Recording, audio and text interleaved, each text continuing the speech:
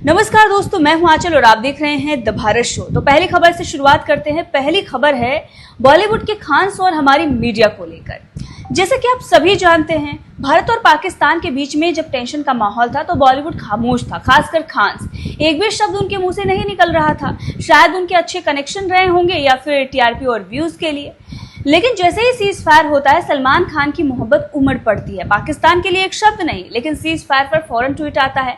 Public pressure देखते हुए tweet तो डिलीट हो जाता है, लेकिन सोशल मीडिया पर इन खान्स का बहिष्कार चल रहा है। मीडिया भी ये सवाल कर रहा है कि कहाँ गया बॉलीवुड। अब एक तरफ मीडिया के जो प्राइम टाइम एंकर हैं, जो बड़े बड़े फेसेस हैं, वो तो सवाल कर रहे हैं, लेकिन इनर खाने उनके भी कनेक्शन अच्छे ही हैं, स्ट्रांग ही हैं बॉलीवुड से। वो तो जनता को खुश करने के लिए मीडिया सवाल पूछ लेता है, जनता को दिखाने के लिए कह देता है कि कहाँ है बॉलीवुड, लेकिन किसी के नाम लेने की हिम्मत नहीं होती और किसी का बहिष्कार करने की हिम्मत नहीं होती है। मीडिया ये तो कहता है कि जनता से आप बहिष्कार कर दीजिए, लेकिन यही मीडिया उन्हें लाइमलाइट दिलाता है, उनके इंटरव्यूज करता है, उन्हें अपने टीवी स्क्रीन पर दिखाता है। क्यों? क्योंकि उन्हें भी मिलते हैं चंद पैसे। अब देखिए, जो सलमान खान पाकिस्तान के लिए प्यार दिखा रहा था और पाकिस्तान के खिलाफ एक शब्द नहीं बोल पा रहा था, उसी सलमान खान की एंट्री हो रही है। तो कैसे वही मीडिया, वही रिपोर्टर, वही कैमरामैन भाईजान भाईजान करते हुए उनके चरणों में लौटते हुए नजर आ रहे हैं। सुनिए भाईजान। तो सुन रहे हैं, ये तस्वीरें आपको देखकर दुख होगा कि ये पूरा मीडिया एक ऐसे व्यक्ति के पीछे लगा हुआ है जिसमें कुछ नहीं है देखने लायक। इससे अच्छा, इससे बेहतरीन व्यक्ति आपको गांव में मिल जाएगा। कम से कम उसकी बॉडी तो ढंग की होगी, शक्ल तो उसके शक्ल में चमक तो होगी।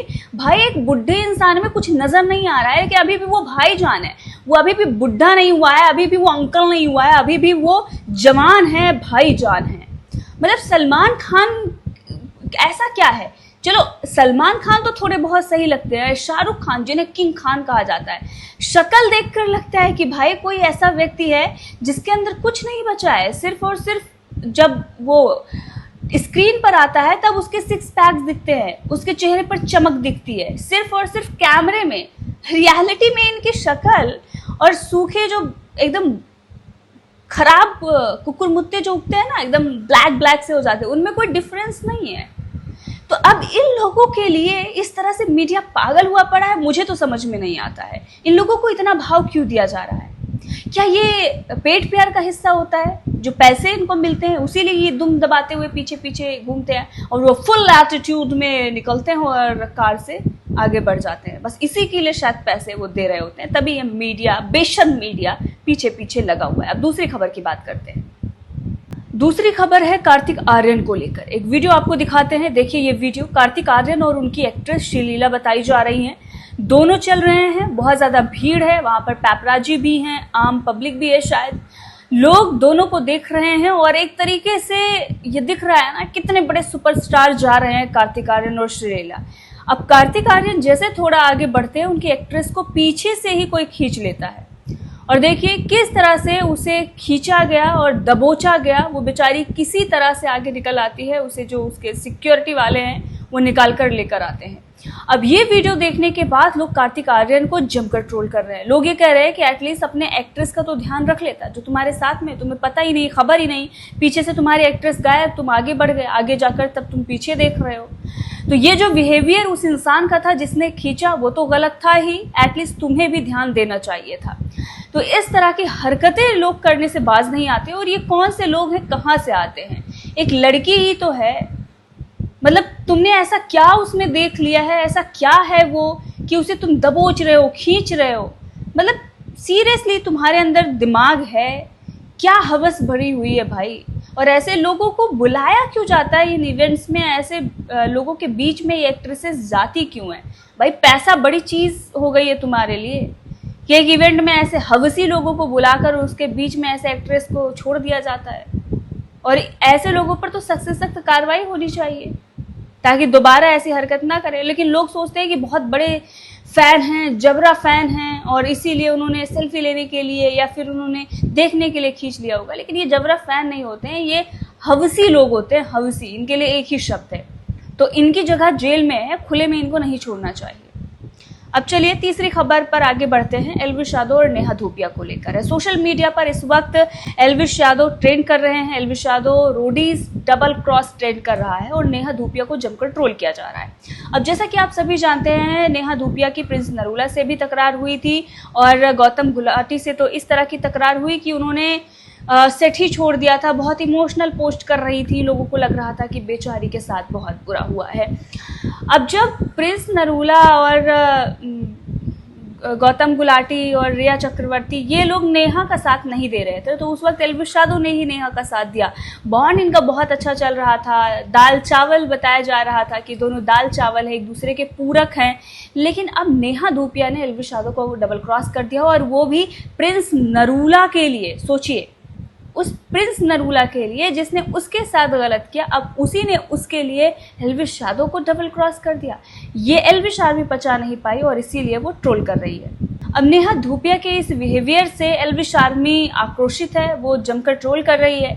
लेकिन एल्विश यादव ने कह दिया है कि भाई अगर किसी ने मुझे डबल क्रॉस किया है ना, तो मैं भी उसी अंदाज में जवाब दूंगा। अब इंतजार है कि आगे शो में क्या होता है। लेकिन इस वक्त अगर आप ट्विटर पर देखेंगे तो लगातार लोग ये कह रहे हैं कि भाई ट्विस्ट के नाम पर कुछ भी कर रहे हो, स्क्रिप्ट फॉलो किया जा रहा है। कुछ लोग ये कह रहे हैं कि नेहा धूपिया किसी की सगी नहीं है। इसके बारे में प्रिंस नरूला ने सही कहा था, प्रिंसेस ने सही बताया था कि ये नेहा धूपिया किसी की नहीं है। कुछ लोग दोगली लिख रहे हैं। लेकिन लोगों का ये कहना है कि भाई अब एल्विश यादव के साथ कोई भी नजर आए तो वो सिर्फ और सिर्फ फेम के लिए आता है, पॉपुलैरिटी के लिए आता है, इसीलिए कोई एडिट्स नहीं बनानी है। मतलब एल्विश आर्मी का ये कहना है सिर्फ एल्विश ही मैटर करते हैं, किसी और को भाव नहीं देने का है। लेकिन इसी बीच पता ये चल रहा है कि नेहा धूपिया को इंस्टाग्राम पर बहुत ज़्यादा गालियाँ पड़ रही हैं। ट्विटर पर भी जब उन्होंने पोस्ट किया तो कुछ लोग वहां पर जाकर गाली गलौज कर रहे हैं। लेकिन बताया ये जा रहा है कि ये दूसरे फैंडम वाले हैं, एल्विश के नाम पर इस तरह की हरकत कर रहे हैं। देखिए यहाँ पर बहुत सारे ट्वीट्स भरे पड़े हुए हैं। इस वक्त एल्विश और नेहा सोशल मीडिया पर ट्रेंड कर रहे हैं। नेहा की एक पोस्ट आई है, उस पर भी बहुत सारी चीज़ें जो है वो चल रही है। अब ऐसे में लोगों का ये कहना है कि भाई हो गया, अब नेहा को किसी भी तरीके से कोई भाव नहीं देना है और ये भरोसे लायक नहीं है। बहरहाल देखना ये होगा कि रोडीज में आगे क्या होता है। अभी नेहा ने डबल क्रॉस किया है, आने वाले दिनों में हो सकता है कि कुछ और भी देखने को मिले। फिलहाल इस खबर को लेकर आपका क्या कहना है कमेंट करके जरूर बताइएगा। नेहा ने ठीक किया या नेहा ने गलत किया? एल्विश यादव को नेहा के साथ वैसा ही व्यवहार करना चाहिए या फिर छोड़ देना चाहिए, भूल जाना चाहिए? अब चलिए आगे खबर पर बात करते हैं जो कि है उत्तर प्रदेश से। उत्तर प्रदेश में जब सपा की सरकार थी तो क्या होता था ये कोई और नहीं बता रहा है, बल्कि उनके ही लोग बता रहे हैं। अब यहाँ पर हैं सपा सांसद जो हैं बदायूं से आदित्य यादव, जो कि शिवपाल के बेटे हैं। वो ये बता रहे हैं कि सपा सरकार में कटिया पर बिजली चलाते थे, चेकिंग वालों के आने की हिम्मत नहीं होती थी। मतलब कोई अधिकारी, आप अगर कोई छोटा मोटा भ्रष्टाचार कर रहे हैं तो किसी भी अधिकारी के आने की हिम्मत नहीं होती थी। मतलब ये बता रहे हैं कि जंगल राज चलता था, बिना बिजली का बिल पे किए कटिया पर। उससे कितना ज़्यादा खतरा होता है ये वही लोग जान सकते हैं जिनके यहाँ कटिया लगा हुआ है। अब आप लोगों को नहीं पता होता कि कटिया क्या होता है। मतलब जो मेन लाइन जा रही है वहीं से तुम डायरेक्ट बिजली ले लो। मतलब तुम्हारे घर पे ना मीटर लगेगा, ना तुम्हारे घर पर कनेक्शन आएगा, लेकिन हाँ बिजली आपके घर पर आएगी और ये बेहद खतरनाक होता है। अब इसको जस्टिफाई किया जा रहा है सपा के ही सांसद के द्वारा। जस्टिफाई नहीं बल्कि ग्लोरीफाई किया जा रहा है कि किसी की हिम्मत नहीं होती थी, तुम लोग इस तरह की हरकतें करते थे। तो चलिए अब अखिलेश यादव के भ्राताश्री को आपको सुना देते हैं जो खुद पोल खोल रहे हैं सपा के जंगल राज की। सुनिए। जब समाजवादी सरकार थी, बिजली की क्या स्थिति थी? आप लोगों ने कनेक्शन कराया तो ठीक, कनेक्शन नहीं कराया तो भी आप लोग कटिया पे बिजली चलाते थे। किसी बिजली विभाग के अधिकारी की हिम्मत नहीं होती थी कि गांव की तरफ आंख उठा के भी देख ले। बताओ, आप देख लेता था तो सुना आपने, भ्रष्टाचार तो इनके राज में पीक पर था ही, चाहे वो अधिकारी हों, पुलिस वाले हों, यहाँ तक कि छोटे मोटे जो चीज़ें हैं वो चलती रहती थी। लेकिन सब कुछ ठीक है कि आप बोल रहे हो कि कटिया लगाकर आप बिजली ले लेते थे बिना बिल पे किए, पर बिजली आती कहाँ थी? मतलब सपा के राज में उत्तर प्रदेश में बिजली आती थी, तारों पर तो कपड़े सूखते थे। एक हफ्ते दिन में, एक हफ्ते रात में, ऐसा इन्होंने नियम बनाया था। लेकिन दिन वाले में जब दिन का हफ्ता होता था दिन में बिजली गायब रहती थी, रात में तो आती ही नहीं थी, और जब रात का हफ्ता होता था रात में गायब हो जाती थी। और दिन में तो आनी ही नहीं है। तो इस तरह लाइट आती थी। सोचिए, ऐसी पॉपुलेशन, उत्तर प्रदेश की ज़्यादातर जो पॉपुलेशन है वो इस तरह से जी रही थी कि एक हफ्ते दिन में, एक हफ्ते रात में, और वो भी अगर 5 मिनट बिजली आई तो 2 घंटे गुल रहेगी, फिर आई 5 मिनट, फिर 2 घंटे, और वो दिन 6 घंटे का शायद दिन में शेड्यूल होता था और उसमें भी बिजली होती ही नहीं थी। और ये हम किसी और से पूछ कर नहीं बता रहे, ये हम खुद बता रहे हैं। जब हम बचपन में छोटे थे तो ऐसी ही लाइट आती थी। अगर किसी के यहाँ पर बैटरी नहीं है, किसी के यहाँ पर इन्वर्टर नहीं है, तो फिर उसका तो जीना हराम हो जाता था। ये हालात थे सपा राज में, और आज वो कटिया फसाने को लेकर बड़ी बड़ी बयानबाजी कर रहे हैं। मतलब इतने गिरे हुए नेता आते कहाँ से हैं? इनके रगों में भ्रष्टाचार डूबा हुआ है और जनता से भी वही बातें कर रहे हैं, और जनता भी आराम से सुन रही है। ये नहीं है 2 जूते मार के इनको वहां से भगाया जाए, पर कर ही क्या सकते हैं, सारी पार्टियां तो एक ही जैसी है। चलिए अगली खबर पर बढ़ते हैं, जो कि है एल्विश यादव को लेकर।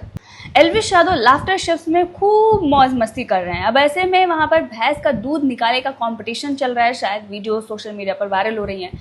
जो भी एक्टर और एक्ट्रेस हैं वो डर के भाग रहे हैं, लेकिन वहीं पर एल्विश यादव बाल्टी उठाते हैं और बोलते हैं कि मैं दूध भैंस का निकालूंगा। अब लोग कह रहे हैं कि भाई एल्विश यादव ने दिखा दिया है कि वो असली हीर है।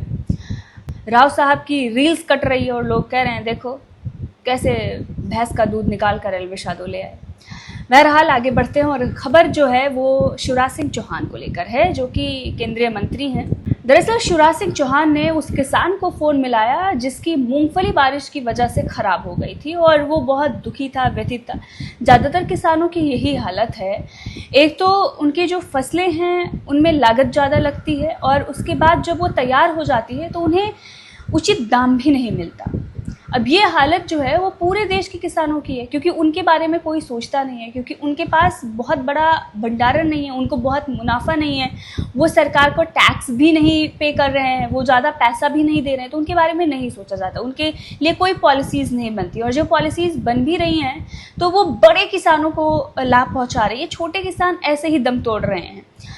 या तो कोई बड़ा बिजनेसमैन हो जो पार्टी वार्टी को चंदा वंदा दे, तो उसके लिए नियम कानून बन जाते हैं, उसके लिए रियायतें भी होती हैं। अगर वो लोन लेकर बैठे हुए हैं तो वो भी माफ़ कर दिया जाता है, देश छोड़कर भाग जाते हैं तब भी कोई दिक्कत नहीं होती है। तो ये उन लोगों के लिए होती है, लेकिन किसानों के लिए बहुत मुश्किल भरा वक्त देश में रहा है और अभी भी है।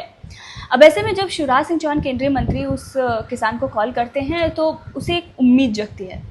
वैसे शिवराज सिंह चौहान जैसे नेता होनी चाहिए जो संवेदनशील है, और क्या कुछ वो उससे बात कर रहे हैं, वीडियो सोशल मीडिया पर आया है, उस किसान की हेल्प करने की भी बात कर रहे हैं। महाराष्ट्र सरकार से भी ये कहा जा रहा है कि उस किसान की जो भी उसका फसल खराब हुई है या जो भी चीज़ें हुई हैं उसकी भरपाई की जाए। चलिए आपको सुनाते हैं शिवराज सिंह चौहान का वो वीडियो जो सोशल मीडिया पर काफ़ी वायरल है, देखिए। कैसे हो गौरव? हाँ ठीक हूँ सर। ने वो मैंने वीडियो देखा था मूंगफली का, हाँ सर। पानी गिरने के कारण खराब हो गई थी। हाँ सर, बहुत बहुत मन में तकलीफ हुई, लेकिन आप चिंता मत करो, महाराष्ट्र की सरकार भी बहुत संवेदनशील है। मेरी भाभी बात हुई है, क्योंकि देवेंद्र जी हो या महाराष्ट्र की कृषि मंत्री हो, वो भी संवेदनशील है। मेरी चर्चा हुई वहां कलेक्टर से भी, तो जो नुकसान मंडी में हुआ है उसकी भरपाई आपको की जाएगी, ताकि मूंगफली का जो नुकसान हुआ है हाँ उससे तुम्हें परेशानी ना हो, परिवार को परेशानी ना हो। हाँ सर। तो जल्दी सोमवार तक प्रयास करेंगे वो। हाँ सर। कि वो नुकसान जो हुआ है उसकी भरपाई हो जाए। हाँ सर। और कैसे हो सर? कुछ तबीयत पानी में बिक गया था सर, उसकी वजह से तबीयत नहीं रही सर मेरी। हाँ नहीं ठीक है, इसलिए अब मैं कृषि मंत्री हूँ तो मुझे किसानों की चिंता करनी चाहिए ना। मैंने वीडियो देखा तो मैंने कहा तुमसे बात करूं, आप चिंता मत करो, हम सब लोग साथ हैं, है ना। आपसे मुझको यही उम्मीद थी सर, आप तक ये बात पहुंचे। बस भारत सरकार भी साथ है, महाराष्ट्र सरकार भी साथ है, चिंता मत करो है। हाँ सर। ठीक है, घर में और सबको मेरा राम राम कहना, नमस्कार कहना। हाँ सर। नमस्ते नमस्ते। Thank you sir. ठीक है, ओके। तो देखा आपने, ये थी सोशल मीडिया की ताकत। बहरहाल इन तमाम खबरों के लिए आप सब भी तो देखा आपने ये है सोशल मीडिया की। तो देखा तो देखा आपने, ये सोशल मीडिया की ताकत है और बड़े बड़े जो मीडिया चैनल हैं वो इन खबरों को दिखाने से परहेज करते हैं, लेकिन जब से सोशल मीडिया आया है ऐसी खबरें आप तक पहुंचती रहती हैं और ऐसी ही खबरें हम आप तक पहुंचाते हैं। तो प्लीज़ सब्सक्राइब कर लीजिए द भारत शो तमाम ऐसी खबरों को जानने के लिए। अगर आपके पास भी कुछ ऐसी खबरें हैं जिसे आप चाहते हैं कि जनता के बीच में जाना चाहिए और मेन स्ट्रीम मीडिया कवर नहीं कर रहा है, तो आप इंस्टाग्राम पर उस खबर को हमारे चैनल पर मैसेज कर सकते हैं। इसके लिए फॉलो कर लें द भारत शो को इंस्टाग्राम पर भी।